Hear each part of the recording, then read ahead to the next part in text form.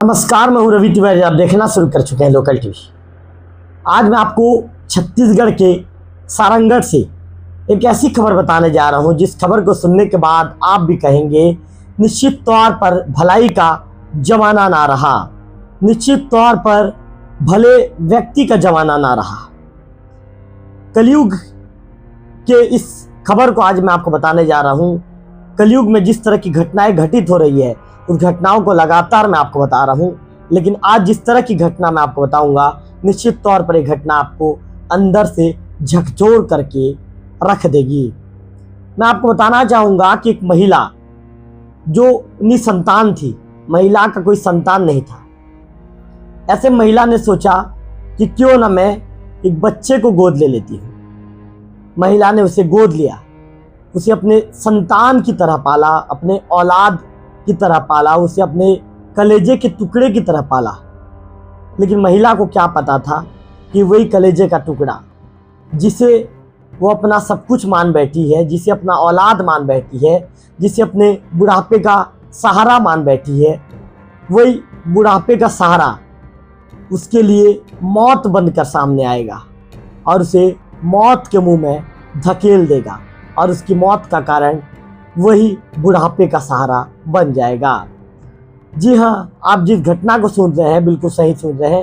मैं आपको बता दूं कि इस गोद लिए जिस महिला ने जिस बेटे को गोद लिया था, उसी बेटे ने महिला की हत्या करवाने के लिए 40,000 रुपये में सुपारी दी और सब कुछ तय हुआ। 40,000 रुपये में तय हुआ कि इस पैसे से आप पैसा लीजिए और मेरी सौतेली माँ की हत्या की वारदात को अंजाम दीजिए। तय प्लानिंग के मुताबिक महिला की गला घोंटकर हत्या कर दी जाती है। लेकिन कहते हैं ना, कानून के हाथ बड़े होते हैं। आरोपी कुछ ऐसा सबूत, ऐसा कुछ गुनाह कर जाता है कि निश्चित तौर पर कानून के हत्थे भी चढ़ जाता है।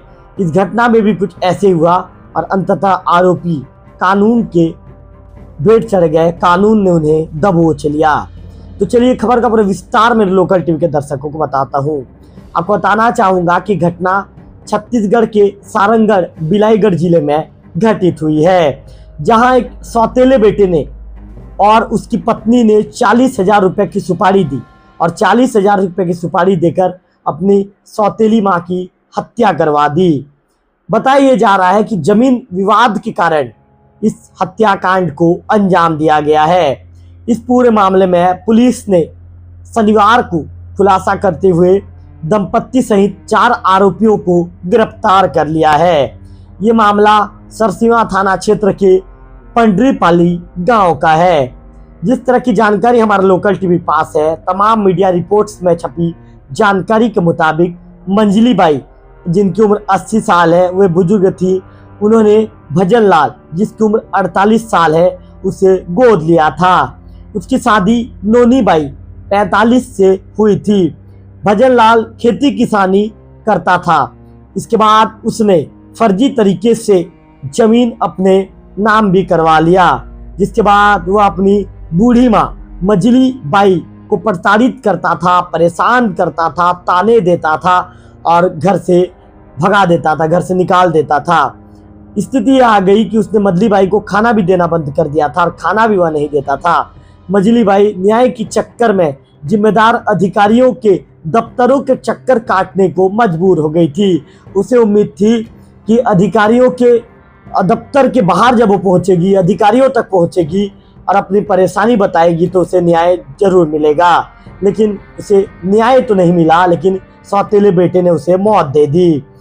ऐसे में जो महिला है ये लगातार अपनी शिकायत लेकर थाने से लेकर कलेक्टोरेट ऑफिस तक पहुंची है। जैसे वीडियो की शुरुआत में आपको बताया था, बार बार प्रताड़ना और जमीन हड़पने की शिकायत लेकर ये दफ्तरों के चक्कर काटते रहती है। जिम्मेदार अधिकारियों के पास पहुंचती है, कहती है कि साहब अब तो मुझे न्याय दे दीजिए, लेकिन महिला की कोई नहीं सुनता। महिला आवेदन करती है, ना ही उसके आवेदन पर विचार होता है, ना ही उसके निवेदन को कोई सुनता है, ना ही गुहार किसी अधिकारी के कानों तक पहुंचती है। ऐसे में सौतेली माँ की शिकायत से ये दंपत्ति परेशान हो जाते हैं और इसके बाद अंततः ये हत्या की प्लानिंग रखते, हत्या का षड्यंत्र रचते हैं और राजा कुर्रे 20 को ये 40,000 रुपए देते हैं और कहते हैं कि राजा तुम्हें मेरी सौतेली माँ को रास्ते से हटाना है। राजा ने इस वारदात को अंजाम देने के लिए अपने एक साथी साजन दास, जिसकी उम्र 24 साल है, उसे अपने साथ शामिल किया और साजन को उसने पूरी घटना बताई और कहा कि हमें सुपारी दिया गया है कि बुजुर्ग महिला की हत्या करना है। तय प्लानिंग के मुताबिक 15-16 जुलाई की तारीख तय की जाती है। 15-16 जुलाई की दरमियान देर रात, लगभग ये कहेंगे कि देर रात की घटना होती है। देर रात ये दोनों भजनलाल के घर में प्रवेश करते हैं।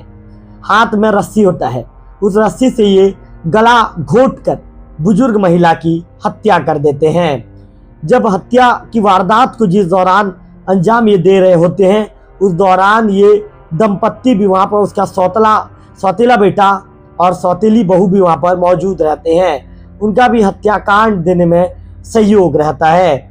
वारदात को अंजाम देने के बाद आरोपी खिड़की के बाहर से निकलकर फरार हो जाते हैं। उन्हें लगता है कि यदि हम खिड़की के बाहर निकल कर फरार हो जाएंगे तो इस घटना की जानकारी किसी भी नहीं लगेगी। अगले दिन सुबह महिला की मौत की खबर पूरे गांव में फैल जाती है। अब जब महिला की मौत की खबर पूरे गांव में फैलती है तो लोग आपस में तरह तरह के चर्चाएं करने लगते हैं। कोई कहता है कि महिला की अचानक कैसे महिला के साथ इतनी बड़ी घटना हो गई, समझ से परे है। शुरुआत में इसे सामान्य मौत माना जा रहा था, लेकिन पोस्टमार्टम रिपोर्ट में गले पर चोट के निशान मिलते हैं। पुलिस ने इस दौरान शक के आधार पर बेटे भजनलाल को हिरासत में लिया, सख्ती से पूछताछ किया। पुलिस ने जब सख्ती से पूछताछ किया तो भजनलाल टूट जाता है और वह सारी सच्चाई पुलिस के सामने ये कहें कि बता देता है। इसके बाद पुलिस ने पत्नी और आरोपी को धर दबोचा। हत्या के एक दिन पहले मां ने बेटे पर मारपीट का भी आरोप लगाया था। थाने में शिकायती आवेदन भी दिया था। इस पूरे मामले में बिलाईगढ़ के जो एसडीओपी हैं, उन्होंने बताया कि मर्डर वेपन जब्त कर चारों आरोपियों को शनिवार को कोर्ट में पेश किया गया है। उन्हें न्यायिक रिमांड में भेज देने की बात उनके द्वारा कही गई है। तो इस मामले को लेकर पुलिस ने सक्रियता दिखाई। पीएम रिपोर्ट जैसे ही प्राप्त हुआ, सौतेले बेटे से पूछताछ हुई। बेटे ने पूरा जुर्म कबूल कर लिया। बेटे और बहू को पहले गिरफ्तार किया गया और उनके निशानदेही पर अन्य आरोपियों की भी पुलिस ने गिरफ्तारी की है।